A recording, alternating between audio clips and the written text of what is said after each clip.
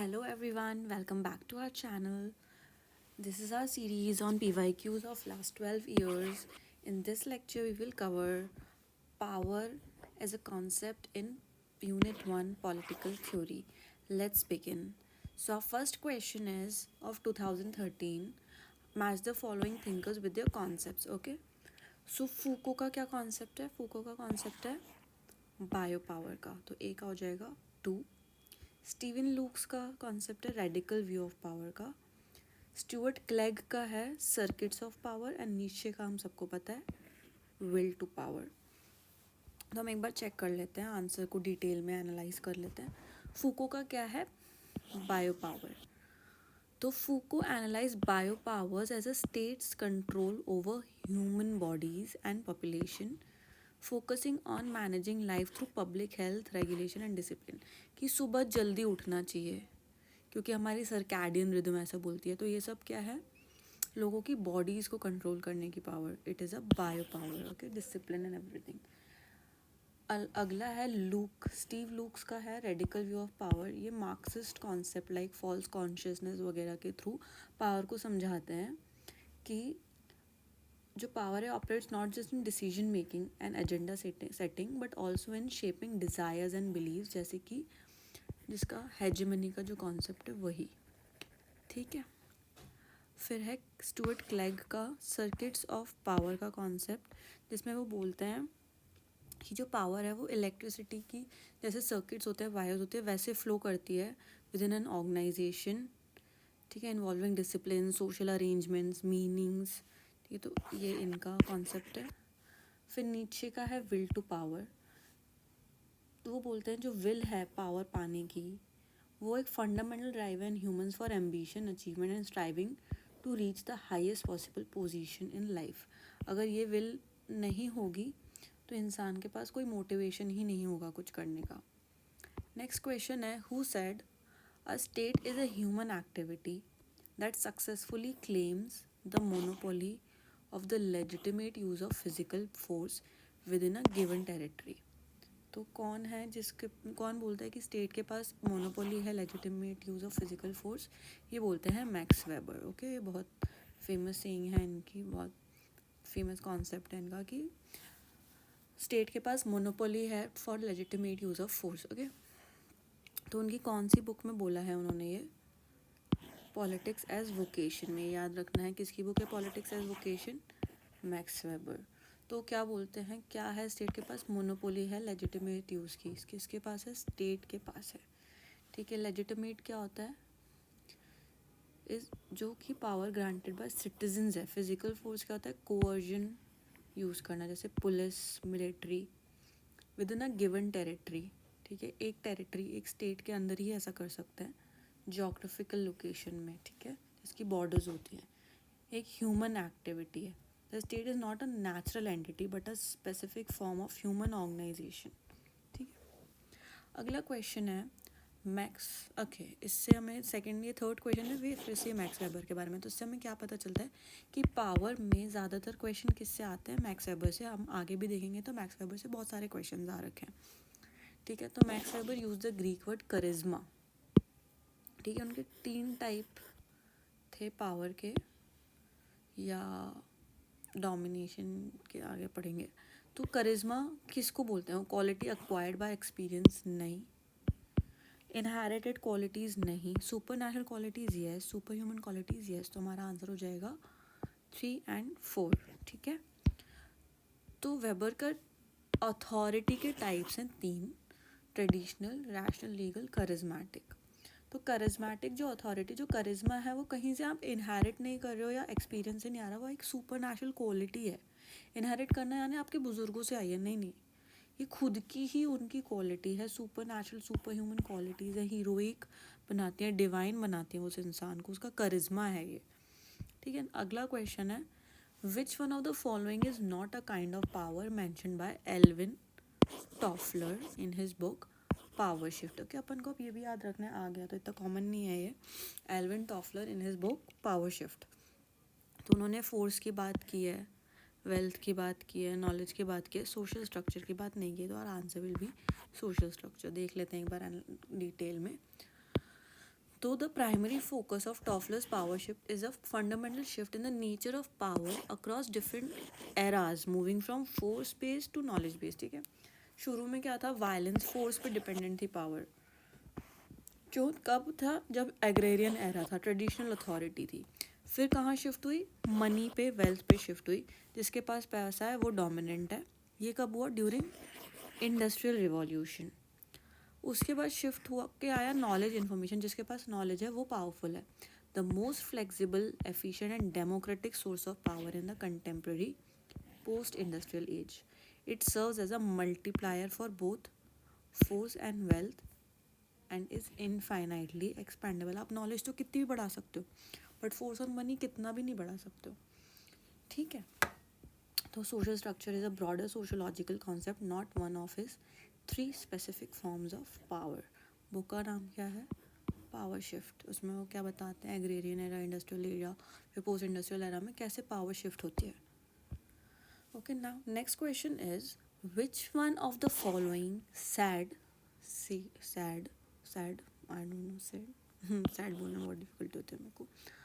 The power is a matter of getting people to do what they would not have otherwise done। ठीक है, तो answer है Robert Dahl. ये बोलते हैं कि पावर एक ऐसा कॉन्सेप्ट है जिससे आप दूसरों से वो चीज़ें करवा सकते हैं वो जो कि खुद से नहीं करते अगर आप उन पे पावर यूज़ नहीं करते। तो किसने बोला है, रॉबर्ट डाहल ने। ठीक है, this is a famous articulation of the behavioural और pluralist view of power. Robert Dahl कौन है, बिहेवियरलिस्ट है। ठीक है, एक्टर ए है, wants actor B to do X, actor B would normally do Y, but अब उसमें पावर एक्सरसाइज कर लिया एक्टर ए ने, तो अब वो एक्ट वाई में एक्ट नहीं करेगा, वो एक्शन एक्स ही करेगा। ठीक है, अगला क्वेश्चन है असर्शन और रीजन का। असर्शन है only when power is combined with authority does it have legitimacy. Obviously जब अथॉरिटी होती है पावर के पास, जैसा कि वेबर बोलते हैं, तभी लेजिटिमेसी आती। तो ए है right. Power is the use of force over others, ये भी सही है, लेकिन नहीं है ये सही। Okay, power is not use of force, और भी तरीके होते हैं पावर यूज़ करने के। तो A is true but R is false. 3 will be R answer. Power is the use of force over others, नहीं, आप मना के करवा लो अपना काम। ठीक है, तो legitimacy is essentially power that is justified and accepted. Authority is the right to command which bestows this legitimacy. Power without authority is mere coercion. Okay? तो ये आपको कॉन्सेप्ट बहुत डिटेल में समझना है कि लेजिटिमेसी क्या होता है, पावर क्या होता है, अथॉरिटी क्या होता है, कोर्जन क्या होता है, में आपस में रिलेशन क्या होता है। ठीक है, अगला क्वेश्चन है power is like money is formulated bye. किसने बोला है पावर इज़ लाइक मनी, इन्होंने बोला। ये कौन है, टेलकट पार्सन्स। टेलकट पार्सन्स। ठीक है, थोड़ा सा देख लेते हैं, ये रहा इसका explanation. In his work particularly societies evolutionary and comparative perspectives. ठीक है, सोसाइटीज़ बुक का नाम है, उसका वो क्या है, subheading evolutionary and comparative perspective. तो उसमें Parsons developed a theory where he analysed power to money as a generalise symbolic medium of interchange in society similar to how money is medium in the economy. जैसे आप economy में money use करते हो सामान आदान प्रदान के लिए, वैसे ही सोसाइटी में क्या यूज़ होता है, पावर यूज़ होती है to get your work done. ठीक है, अगला क्वेश्चन है beliefs and symbols are the distinctive feature of notion of authority in. तो हमारा आंसर है वेबर, क्योंकि मार्क्स में आपने नहीं सुना बिलीव्स एंड सिम्बल्स के बारे में, पार्सन्स में नहीं है, वर्बा में नहीं है, किस में है, वेबर में है। ठीक है, तो मैक्स वेबर कौन है, ये फाउंडेशन सोशोलॉजिस्ट हैं। कहाँ से हैं मेरे को भी याद नहीं आ रहा है अभी, शायद तो जर्मनी से हैं।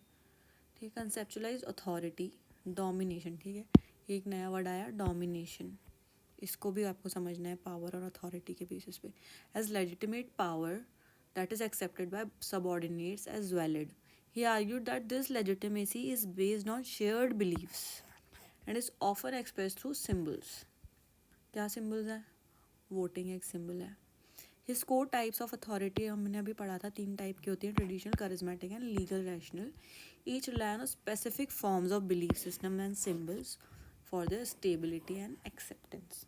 ओके, अगला क्वेश्चन है legitimation crisis as an alternative to Weberian approach to legitimacy was developed by, किसने बात की है लेजिटिमेशन क्राइसिस की? आंसर हो जाएगा हमारा हैबरमास एंड ऑफ। ये कौन है? ये क्रिटिकल स्कूल के स्कॉलर्स हैं। कौन है? क्रिटिकल स्कूल या फ्रैंकफर्ट स्कूल के स्कॉलर्स हैं। इनकी बुक है 1973 की लेजिटिमेशन क्राइसिस। ठीक है, ये second generation of Frankfurt school के की फिगर्स हैं, built upon Marxist and Weberian ideas. ठीक है, तो ये बोल रहे हैं कि they argued that in advance capitalist states there is a fundamental contradiction. The state must support the capitalist economy obviously while also maintaining popular support and social harmony। क्यों popular support?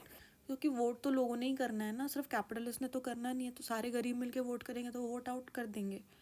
ठीक है, तो legitimation crisis occurs when the state's action to prop up the economy undermine its own legitimacy in the eyes of the public, as it may be seen as serving corporate interest over citizens' need। अगला question है assertion, the theories of development of the 1950s like behavioralism could never develop a universally accepted paradigm because they were locally treated। yes, 1950s में क्या आया था? Behaviourism आया था, जिसमें वो बोलते थे कि सिर्फ फैक्ट्स पे ध्यान दो। ठीक है, सिर्फ सोशल पॉलिटिकल साइंस को हम सिर्फ साइंस बना के छोड़ेंगे। ठीक है, सब फैक्ट्स पे ध्यान देंगे, थ्योरी पे, वैल्यूज़ पे ध्यान नहीं देंगे। तो ये जो है जो ये डेवलपमेंट की थ्योरीज आई थी बिहेवियरलिज्म जैसी, ये यूनिवर्सली एक्सेप्ट नहीं थी। क्यों? क्योंकि they were locally dated. Why locally dated?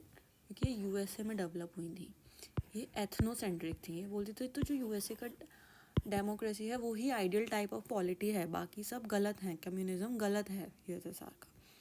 ठीक है, they originated during cold war period and consequently biased towards home USA. ठीक है, तो दोनों सही हैं and R is the correct reason for A. अगला क्वेश्चन है which of the following statements are correct regarding, देखो फिर से वेबर आ गए, Max Weber's theory of bureaucracy. तो वो बोलते हैं it is an iron cage of rule based rational control. Yes, it is a key part of rational legal authority। yes, bureaucracy means domination through knowledge in the form of merit। yes, it enjoys popular acceptability in democracy। नहीं, popular acceptability नहीं है, बहुत बुराई करते हैं लोग, हम ही कहते हैं कोई काम नहीं करता। क्यों? क्योंकि बहुत ज़्यादा रेड टेप है, करप्शन है। तो 4 नहीं होएगा हमारा आंसर, तो हमारा answer will be 1, 2 and 3। Okay, iron के जो है यानी बहुत ज़्यादा रूल्स एंड रेगुलेशंस हैं। रैशनल लीगल अथॉरिटी इसी पे बेस्ड होती है, हायरार्की होती है। डोमिनेशन थ्रू नॉलेज, कि भाई उनके पास मेरिट है काम करने का, टेक्निकल एक्सपर्टीज़ है, मास्टरी ऑन रूल्स है। ये कोई पर्सनल कनेक्शन नहीं है इन लोगों का। क्या है? डोमिनेशन थ्रू नॉलेज है। अगला क्वेश्चन है Luke's, Steve look description of 3 forms of power does not include. तो क्या क्या इंक्लूड करता है पहले वो देख लेते हैं। डिसीजन मेकिंग करते हैं, थॉट कंट्रोल करते हैं, कैपेबिलिटी इन्हेंसमेंट नहीं है। ये किसका कॉन्सेप्ट है? ये अमर्त्य सेन का कॉन्सेप्ट है मेनली, और भी लोगों ने बात की होगी। एजेंडा सेटिंग, तो ये 3 टाइप ऑफ या 3 फॉर्म्स ऑफ पावर है अकॉर्डिंग टू लूक। कौन कौन से? Decision making, thought control and agenda setting. देख लेते हैं एक बारी। तो डिसीजन मेकिंग फर्स्ट फॉर्म है, फर्स्ट फेज है, जिसमें कि क्या है? The most visible form of power who participates in and influences decision. इसमें क्या बोलते हैं कि कौन पार्टिसिपेट करेगा, कौन डिसीजन बनाएगा, वो वाली पावर है। The power to decide what gets decided, भाई किस टॉपिक पे बात होगी, वो एजेंडा सेटिंग है। तो इसमें क्या होता है कि ऐसी चीज़ों पे बात होगी जिस पे वो बात करना चाहते हैं। ऐसे एजेंडाज उठाए नहीं जाएंगे जिनसे उसको डर लगता हो। तो certain grievances are from ever being raised, prevent certain issues from ever being raised। Third phase है thought control, the most insidious. ये तो सबसे ओपन था कि कौन बना रहा है दिख ही रहा है हमें, बट थॉट कंट्रोल तो छुपा हुआ रहता है. The power to shape people's perception, beliefs and desires, so they accept the status quo and don't even recognise their true interest. ये किस इस बारे में इस टाइप का कॉन्सेप्ट किसका है? हेजिमनी का कॉन्सेप्ट किनका है? ग्रामसी का. कि भाई आपके थॉट को ही कंट्रोल करेंगे तो आपको कैपिटलिस्ट बनने की इच्छा होगी इंस्टेड ऑफ रिमूविंग कैपिटलिज्म. ठीक है. अगला क्वेश्चन है, making someone better without making others worse is associated with which one of the following. तो ये कॉन्सेप्ट है परीतो का, जिसमें वो बात करते हैं प्रिंसिपल ऑफ ऑप्टिमैलिटी, कि आप एक का अच्छा करने के लिए दूसरे का खराब ना करो. तो इसे बोलते हैं प्रिंसिपल ऑफ ऑप्टिमैलिटी. अगला क्वेश्चन है, in the book the spirit of laws. तो अब हमें पता ही चल गया ये बुक किसके बहुत फेमस बुक है. किसकी है? मॉन्टेस्क्यू की बुक है. Who attempted to move beyond the constitutional procedures of a country to examine its true culture and spirit. Montesquieu. भाई कल्चर के बारे में बात करो, सिर्फ रूल्स एंड रेगुलेशंस के बारे में बात नहीं होगी. तो इनका बहुत फेमस कॉन्सेप्ट है किस चीज़ का? Division of power among organs of democracy. ठीक है. पावर डिवाइड होती है. कहाँ पे लगता है ये रूल बहुत अच्छे से? यूएस में. यूएस की लेजिस्लेचर एंड लेजिस्लेचर यानी पार्लियामेंट और एग्जीक्यूटिव अलग अलग है. Separation of power. तो ये कॉन्सेप्ट का नाम क्या है? Separation of power. ठीक है. अगला क्वेश्चन है, power is an instrument of coercion and has a physical effect. Yes, it is one of the instrument of coercion. Yeah, coercion is one of the instrument of power. Power could as well be based on consent and yet be more effective. Yes, तो दोनों सही हैं. तो both of the statements are true हो जाएगा हमारा answer. अगला question है assertion and reason का. assertion है, hegemony is a system regulated by dominant power. obviously जो सबऑर्डिनेट रेगुलेट करते हैं वो क्या होती है? काउंटर हेजेमनी होती है. In a realist theory it refers to the influence a great power is able to establish over other states in the system ranging from leadership to dominance. Yes, realist theory का है कि IR की, जिसमें जो हेजमन है वो दूसरों पे अपने पावर इन्फ्लुएंस एस्टैब्लिश कर पाता है अलग अलग तरीके से. तो A is right and R is also right and R is the correct explanation of A, क्योंकि ये बता रहे हैं ये हेजेमनी को ही तो एक्सप्लेन करा ना सेकंड वाला स्टेटमेंट जो रीज़न है. तो one will be our answer. This is it for this video. I really hope you like this explanation of power. We will see you next time. Please like and subscribe to our channel. Bye.